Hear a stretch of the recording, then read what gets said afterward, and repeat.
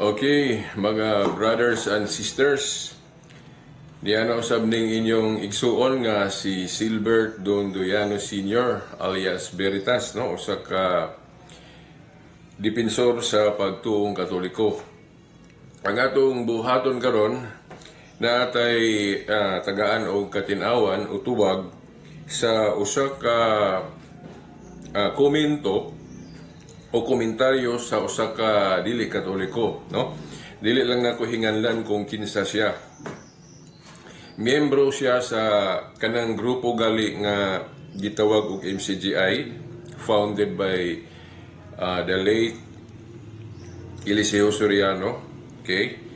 Miyembro siya anang grupo ha. Okay.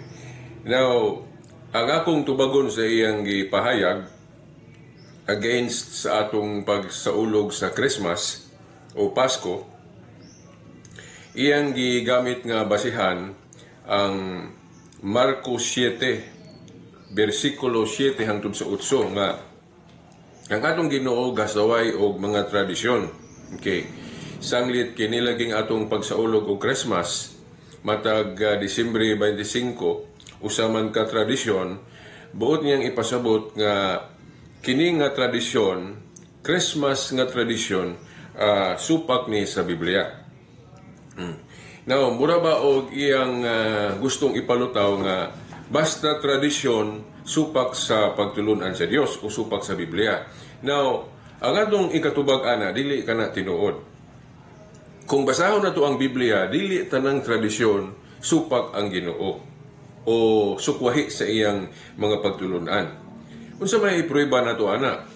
Now, kung basahon nato ang sulat ni Apostol Pablo sa ikaduhang Tesalonica 2:15, nag-ingon si San Pablo nga ato kunong barugan o tuuhan ang mga tradisyon nga ilang gitudlo, whether pinagi sa sulat o sa binaba na lang pagkapahayag kayo na masulat.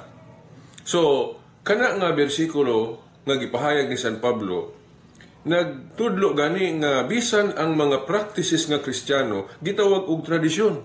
Okay, by the way, unsa man day tradisyon? Kana bang mga pagtulunan o mga gimbuhaton, mga practices nga atong ipasunod sa mga musunod nga mga henerasyon. Mo na tradisyon. Unya ang mga pagtulunan Kristiyano o kanang mga practices nga Kristiyano, ipasunod man na sa mga sumusunod sa ato pa. Tradisyon gihapon na. Alang-alang mo yung ka nga tungod kay tradisyon supak na. Kanang mga Kristohanon nga mga practices. Dili. So, dili tanang tradisyon ang gipasabot ni Kristo nga supak siya. Now, kung basahon nato ang Marcos 7 hangtod sa 8 nga gigamit sa maong dili Katoliko nga akong gipasabot nga di lang nako hinganlan, basta miyembro siya sa MCGI, founded by Eliseo Soriano. Okay, matod niya, kining Marcos 7 hangtod sa 8 kuno, kay si Kristo nagsaway man og tradisyon sa tao, sabto na nga ang usas sa gipasabot ana, mao ka ng Christmas tradisyon. No, out of context. Dili ka na nasubay sa konteksto sa Marcos 7 hangtod sa 8. Nga naman, kung basahon na to ang Marcos 7 hangtod sa 8, atong tiwaso na og basa.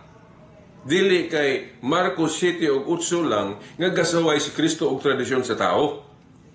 Atong sabton diha ang context kung unsang tradisyon na ang gipasabot ni Kristo nga iyang gisaway nga gibawal bot ipasabot niya.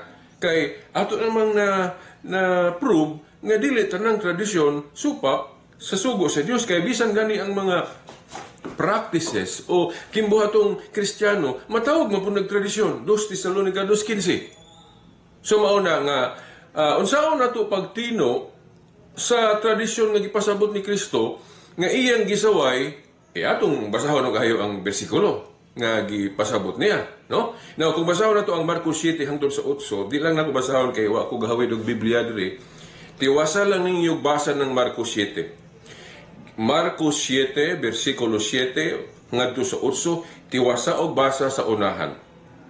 Atong makuha diha ang context nga ang tradisyon nga gisaway ni Kristo mao kana ang sama sa tradisyon sa mga Hudiyo kaniadto unsa man kana bang dili sila mohatag o mutabang sa ilang ginikanan sa rason nga para nako alibay ang ilang alibay nga daw palusot nga tungod kay ilang ihatag kuno sa templo. But ipasabot ba nga kana untang ihatag nila sa ginikanan, ihatag na lang na sa templo. Mas maayo pa kuno na. Maunang tradisyon na ang gisaway ni Kristo. Kay kana nga tradisyon sayop na. Nganuman, kay kung masakto na, so malapas ang sugo sa Dios, ang moral law nga unsa man kanang pagtahod sa ginikanan. Kanagong pagtabang sa ginikanan, pag-honor man na. Pagtahod man na sa ginikanan. So kung dili ka mutabang sa imong ginikanan, but ipasabot gilapas timo ang sugo sa Dios. Unsa man kanang pagtahod sa ginikanan. So, but ipasabot nga kung muhatag ta sa templo, muhatag po ta sa atong ginikanan. Mutahod po ta sa atong ginikanan. Kaya kung dili ta mo tabang o mo tahod sa atong ginikanan, malapas man ang sugo sa Dios ana. So mauna ang tradisyon nga gipasabot ni Kristo nga supak siya. Kanang tradisyon ba nga mo contradict sa moral law sama anang pagtabang sa ginikanan. Unya kanang Christmas nga tradisyon unsa may moral law nga malapas ana maguba na wala man kay unsa man din ang Christmas pag-honor pagtahod o pag-honor o pag-celebrate sa pagkatao ni Kristo sa Disyembre 25. So unsa may moral law sa napulo kasugo nga magubaan na wala oy.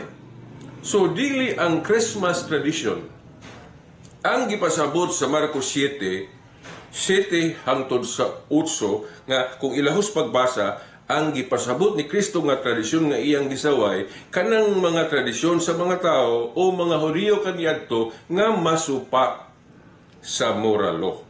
Mao na usa pay laing masabot ana nga masupak nga tradisyon sama anang kanang mga tradisyon do nato ron nga di na ta mosimba og Lord's Day adlaw sa pagsimba kay ang atong ipalabi kadarang kahilayan o suroy-suroy unsa ba na diha o kana nga tradisyon ngoy atong ipatigbabaw malapas nato ang sugo sa Dios nga mao kanang pagsimba niya nga simbahon nato siya di naman ta mosimba sa adlaw sa pagsimba so malapas nato ang sugo sa Dios nga simbahon siya. So mao na kung ang atong tradisyon lagi nga ipasunod, ipaawat sa mga tao, tradisyon nga maguba ang Ten Commandments, ang moral law, mao ni gipasabot nga tradisyon nga gibawal. Ang mga tradisyon nga maayo nga dili masupak sa moral law sa Ginoo, wala na gibawal. Kanang Christmas nga tradisyon, maguba ba ang moral law ana? Wala, ngano man. Kay kanang Christmas pagsimba ni Kristo sa adlaw nga Disyembre 25. Unsa mang balaura sa napulo kasugo diha ang malapas ana kanang pagsimba ni Kristo maguba day ng moral law ana? Wala mga igsoon. So dili nang nako tas-on pag-ayo kini nga video. I hope nga bisan sa mubo nato nga pagtubag o paghatag og katin-awan niining bersikulo sa Biblia nga gigamit sa pagsaway nila sa tradisyon nga Christmas. I hope nga nakatabang ni sa katinawan o pagpasabot ninyo para dili na ta mauwat ang mga pagtulunan nga maoy nakapabahin-bahin nato nga mga Kristiyano. Dili ra ko naman daghang salamat og may God bless us all.